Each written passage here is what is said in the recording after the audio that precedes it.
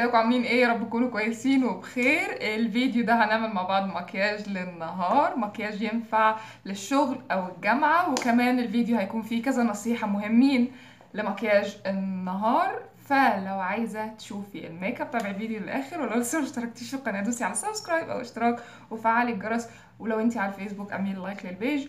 يلا بينا نبدأ. طيب يا ستي، عشان تعملي مكياج للنهار يعني مكياج تنزلي بيه في الشمس، تروحي بيه شغلك او تروحي بيه الجامعة، لازم تركزي على 3 حاجات مهمين.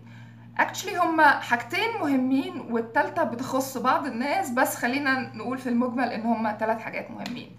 اول حاجة هتركزي عليها هي بشرتك، يعني بشرة وشك ايه حالتها، ايه نوع الاهتمام اللي انتي بتعمليه عشان تهتمي ببشرتك، عشان انه جلدك يبان احسن او بشرتك تبان صحية اكتر. فمكياج النهار مش بيعتمد اكتر على انه كمية ميك اب، لا، مكياج النهار بيكون اقل كمية ميك اب تظهر جمالك، فلازم تركزي على الحاجات اللي بتخلي بشرتك تبان احسن. بمعنى روتين العناية ببشرتك، يعني روتين اللي انت عاملاه عشان يعني يحسن من شكل جلدك، يبان ان هو صحي، يبان ان هو مترطب. تمام؟ طيب ايه هو روتين العناية؟ عشان في ناس برضو ما تعرفش يعني ايه كلمة انه اعمل روتين لنفسي، اهتم ببشرتي وهكذا. روتين العناية بيتلخص في انك بتستخدمي غسول الصبح وغسول بالليل عشان تتخلصي من التراب وتتخلصي من الدهون وتتخلصي من الحاجات اللي بتلزق على وشك طول النهار. ف الغسول يعتبر من روتين العناية بالبشرة. كمان الكريم المرطب الصن بلوك اللي هو كريم الوقاية من الشمس. ولو انتي بالليل بتعملي يعني اكسترا عناية كده، بتستخدمي كريم اللي بالليل بيشتغل مثلا على التجاعيد، بيشتغل على الترطيب وهكذا. فهو ده الروتين. كمان ممكن من ضمن الحاجات يكون السكراب اكيد يعني. اللي اقصده يعني ان انت تبداي تهتمي ببشرتك من بدري جدا، عشان حتى فيما بعد وشك ما يعجزش بسرعه، وفي الاوقات العاديه تكوني بوشك من غير اي ميك اب وتكوني راضيه عن نفسك. لانه طبيعي انك مش هتقدري تحطي 24 ساعه مكياج، تمام؟ فلازم تهتمي ببشرتك. لو عندك مشكله صلحيها، لو عندك تصبغات او عندك مثلا رؤوس سودا، رؤوس بيضاء، حاولي تصلحي المشكله وتشتغلي اكتر على الحته دي. ما تشتغليش على الجانب التجميلي ان انت تحطي ميك اب، لان في الاخر انت زي ما قلت محتاجه ان انت بشرتك يكون شكلها صحي في الاوقات العاديه اللي انت مش حاطه فيها اي ميك اب. لو انتي مش عامله روتين للعنايه، والكلام ده للبنات كمان اللي هم في عمر 14 15 سنه، لازم تبداوا تهتموا من العمر ده ببشرتكم، بمعنى انه غسول، كريم مرطب، صن بلوك، عشان بشرتكم ما تعجزش بسرعه، ما تعجزش بسرعه، وعشان عشان بشرتكم تبين احسن وما فيهاش طبعا اوساخ او ما فيهاش دهون، رؤوس سودا، رؤوس بيضا. لو انت مش عامله روتين تهتمي ببشرتك، هتبدا تطلع لك تصبغات، هيطلع لك رؤوس سودا، هيطلع لك رؤوس بيضا، هيطلع لك حبوب تحت الجلد. لو انت مش بتعملي مثلا من ضمن روتين سكراب، فهيبقى عندك جلد ميت، هتيجي تحطي عليه اي حاجه فهيبين معاكي اكتر. فده الهدف من الروتين. فاول حاجه لازم تركزي عليها هو روتين العنايه بالبشره، الحاجات اللي انت بتعمليها عشان تهتمي ببشرتك قبل ما تحطي الميك اب. برافو عليا. تاني حاجة المفروض تركزي عليها هي شكل الشعر في وشك. لو انتي الشعر في وشك بسيط ومش باين ومش مسبب لك مشكلة، سيبيه ما تلعبيش فيه. بس لو انتي عندك شعر كثيف فده بيلعب دور كبير جدا، بالذات لانه في الشمس كل الحاجات بتبان بشكل اكبر. فطبعا لو عندك شعر هنا او عندك شعر في وشك عموما، فده بيبين في الشمس بشكل اكبر.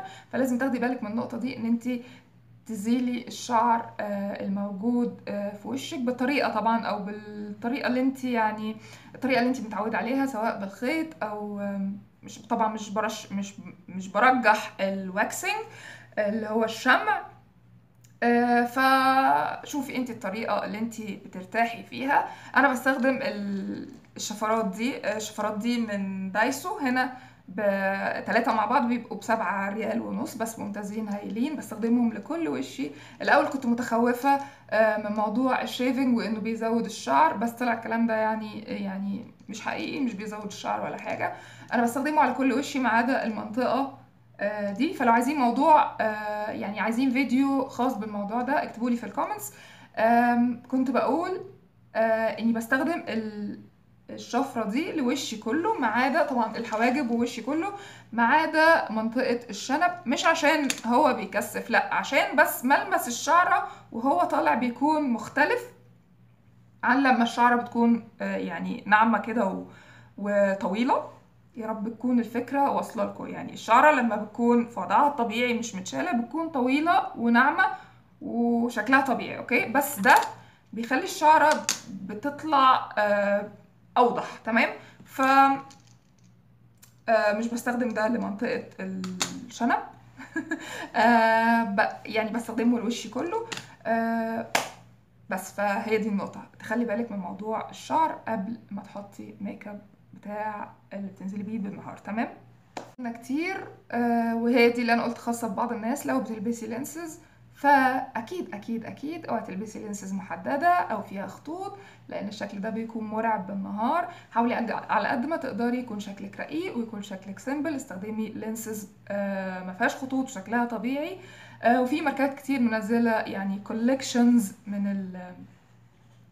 من اللينسز اللي هي شكلها طبيعي. فحاولي على قد ما تقدري لو بتلبسي لينسز ما تقدريش تستغني عنها ان انت تلبسي لينسز شكلها طبيعي عشان يكون شكلك كيوت واموره ورقيقه، وبلاش اللينسز الهاسكي والحاجات دي بالنهار، تمام يا جماعه؟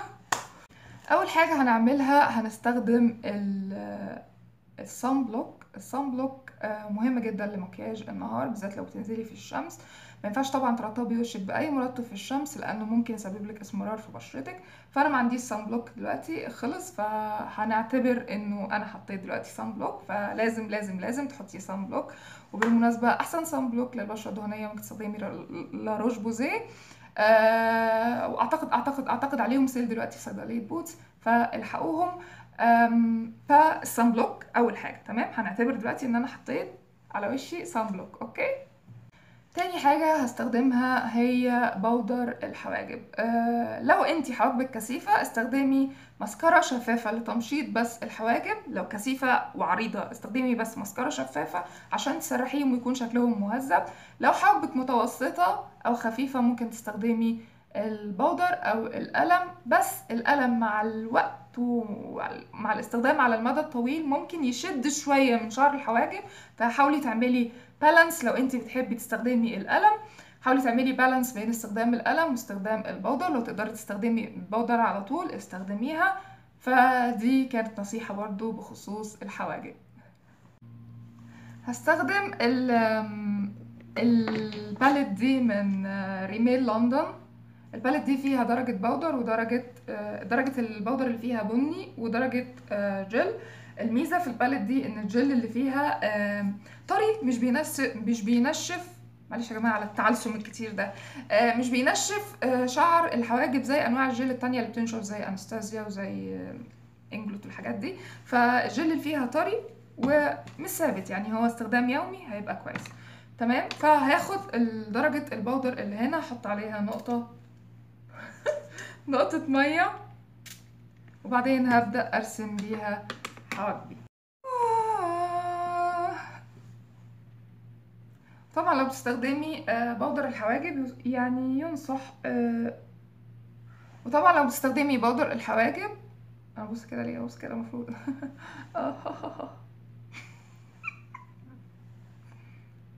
وطبعا لو بتستخدمي بودر الحواجب فاحسن حاجه ترسمي بفرشه عريضه عشان ما يغلبكيش، لان الفرشه اللي بتكون صغيره قوي فهتتعبك في الرسم. فارسميه بفرشه عريضه شبه كده عشان ينجز معاكي في الرسم، اوكي؟ فانا بحدد شكل الحواجب الاول، يعني الشيب بتاع حواجبي، وبعدين بملى الفراغات اللي بين الشعر، وكده بكون رسمت حواجبي بمنتهى السلاسة.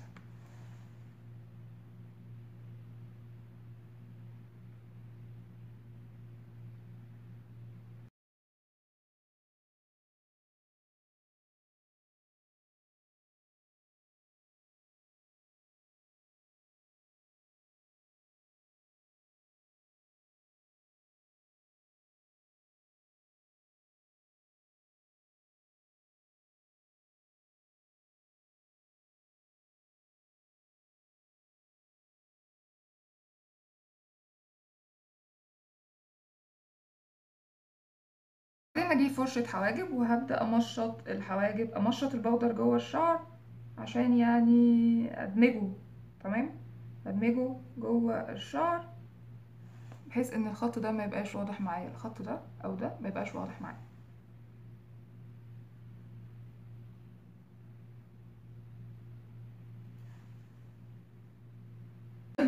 نقطة مهمة جدا برضو يا بنات عايزة اتكلم فيها، لو انتي بتعملي مكياج وبتنزلي في الشمس، مكياج النهار بيبقى فيه، دلوقتي احنا داخلين على حر، فيه شمس وعرق وتراب وحاجات بتلزق على الوش. فمكياج النهار مش عايز ابدا ابدا ابدا كمية الفاونديشن اللي بتتحط او كمية البودر اللي بتتحط على الوش.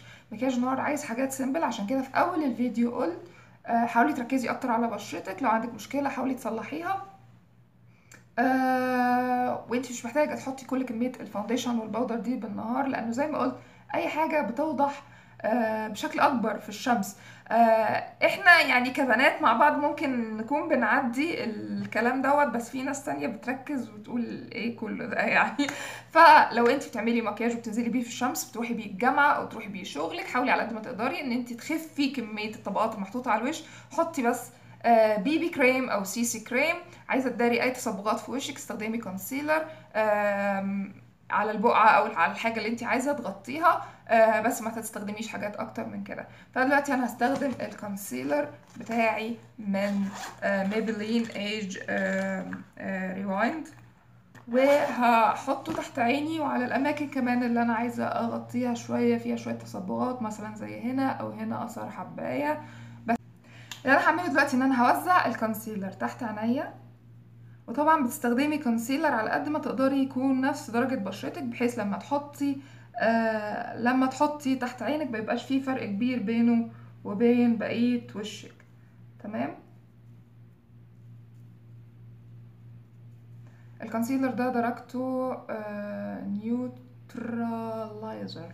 الكونسيلر ده درجته نيوتراليزر، وانا هستخدمه برضو بحيث ان انا اغطي هنا شوية التصبغات اللي عندي، واحاول ادمجه مع بشرتي اكتر حاجة. طبعا انا مبحطش فاونديشن اغلب الاوقات مش بستخدم الفاونديشن، ممكن استخدم بي بي كريم. بستخدم البي بي كريم بتاعي من نيفيا، هوريكم شكله دلوقتي.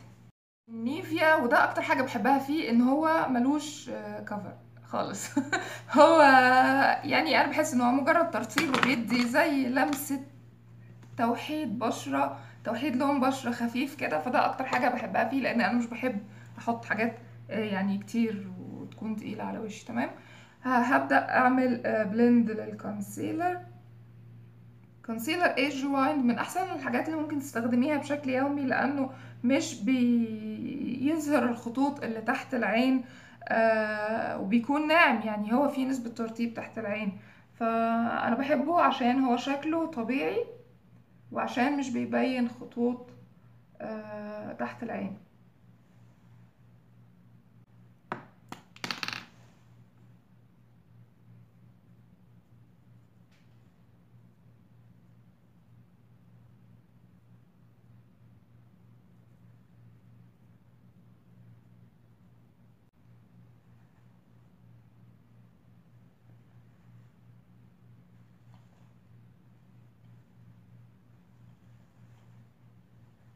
اوكي يا بنات، بعد ما دمجت الكونسيلر تحت عيني وفوق عيني وعلى الاماكن اللي عايزه اغطيها، لو في اثر حبايه او حاجه، لو انت كمان عندك شويه تصبغات ممكن تغطيها بالكونسيلر وهكذا. دلوقتي هثبت الكونسيلر تحت العين، هثبته بلوز باودر شفافه. دلوقتي انت قدامك هيبقى تو اوبشن. انت لو متعوده ان انت تثبتي الكونسيلر لانه انت بشرتك دهنيه والمكياج بيسيح وهكذا، ثبتيه. لو انت بتحطي الكونسيلر ومش حاسه ان انت محتاجه تثبتيه وبيفضل معاكي، خلاص اعملي كده، ما تثبتيهوش باللوز باودر. يعني دي برضو فروق فرديه. انا احيانا كتير ما بثبتش الكونسيلر وبسيبه كده، بس عشان نبقى عملنا كل حاجه هثبت الكونسيلر تحت العين بفرشه على الخفيف كده.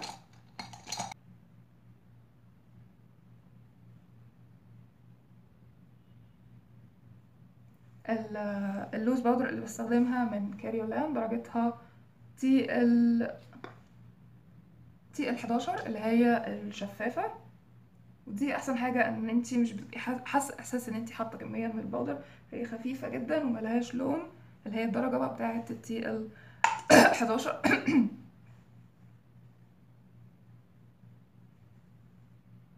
اوكي، بعد ما تثبتيه بصي كده في المرايه اذا في اماكن ما تثبتتش، او في اماكن لسه يعني في الكونسيلر ملزق فيها. حاولي تثبتي كل حاجه عشان ما يبقاش عندك لطع كده بقع. تمام، فثبتي كل حاجه كويس، وبكده نكون خلصنا مكياج الوش. تاتا، سهل. دلوقتي هحط البلاشر. هستخدم البلاشر من سيفورا، وده درجته 03 اوركيد، الدرجه البينك.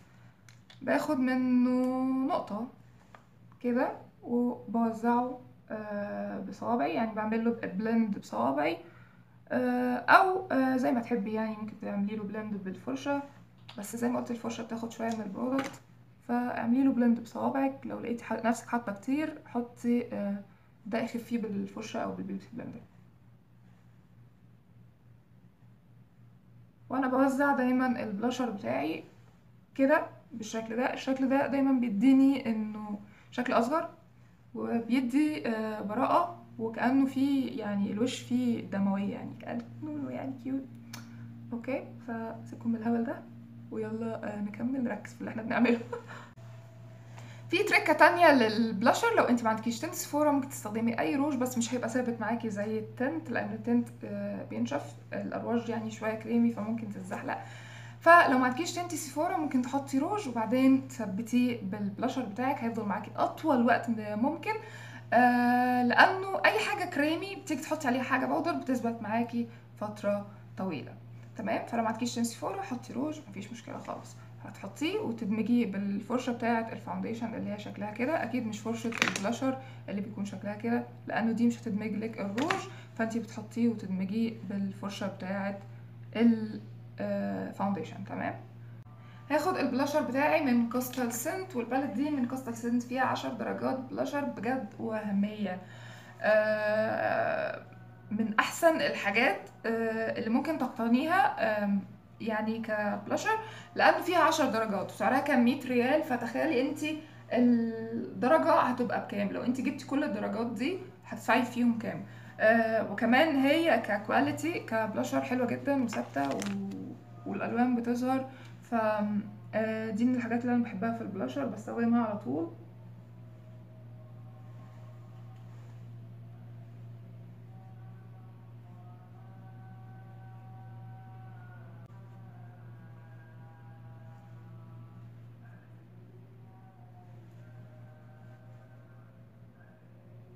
استخدم الماسكارا من ايسنس اسمها لاش برنسس او برنسس لاشز. دول الاتنين اعتقد نفس الافكت. في واحدة اللي هي الخضرة دي مكتوب عليها فولس لاشز افكت ماسكارا، ودي مكتوب عليها فوليوم ماسكارا. نستخدم الفوليوم دي لانه انا طبعا رموشي يعني مفيش رموش تقريبا. بس الاتنين هايلين وسعرهم ممتاز.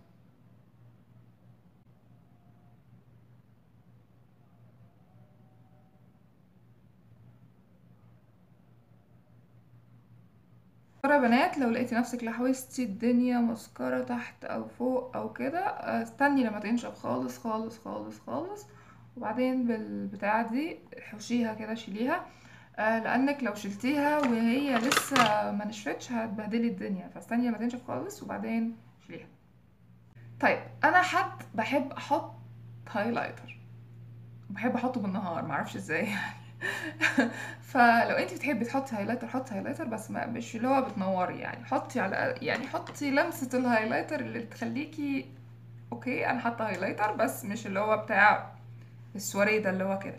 فخدي شوية هايلايتر صغيرين جدا، وابدأي حطي هايلايتر زي ما انت عايزة، يعني هما دول بيكفوا كل حاجة، بيكفوا كل المناطق اللي انت عايزة تحطي فيها هايلايتر.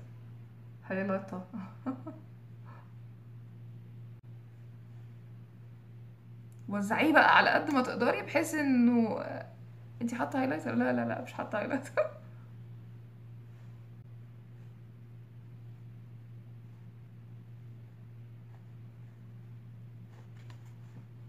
يس.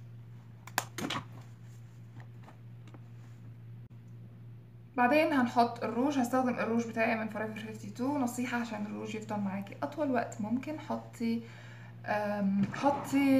محدد، يعني ليب لاينر أو روج يكون زي كده اللي هو كريمي بس مات وبيثبت، وبعدين حطي عليه لون الروج اللي انت عايزاه، فده بيثبت معاكي الروج اكتر فترة من الوقت. انا اكتشفت ان انا ببص هنا المفروض ابص هنا، فا اوكي. ده بيثبت معاكي الروج اطول وقت ممكن. للاسف الروج ده انا مش لاقيه الدرجة بتاعته.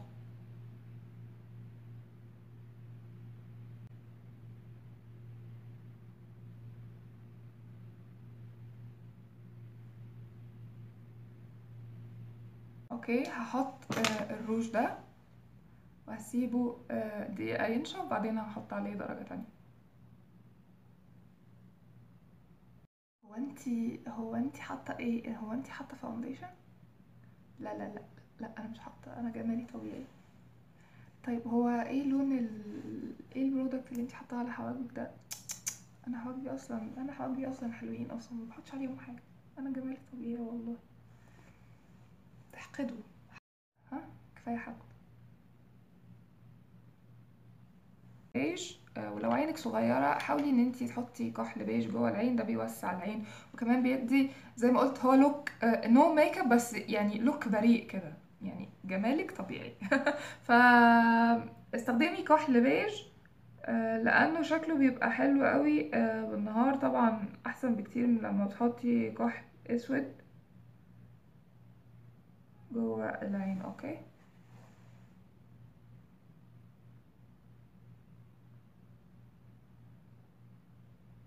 مع ان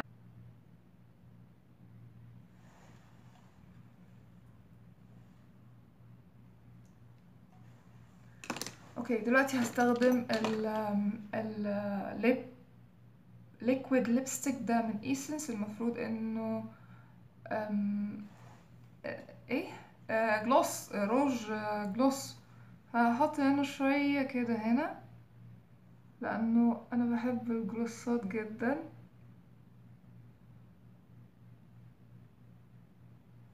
فحاولي تعتمدي الجلوس كمان لمكياجك اليومي، شكله بيكون احسن بكتير من المات.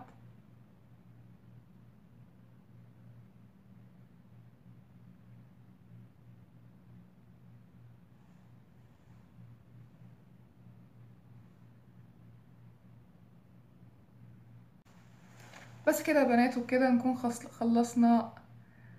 بس كده يا بنات وبكده نكون خلصنا المكياج اليومي او مكياج النهار. يا رب يكون الفيديو عجبكم. لو عجبكم الفيديو اعملوا لايك للفيديو. وهسيب لينكات فيسبوك وانستجرام في الديسكريبشن بوكس. اعملوا فولو ليهم لان احيانا كتير بنزل شغل على فيسبوك قبل يوتيوب. ولو انتي على الفيسبوك اعملي لايك للبيج، واشوفكم في فيديو جديد، وباي باي.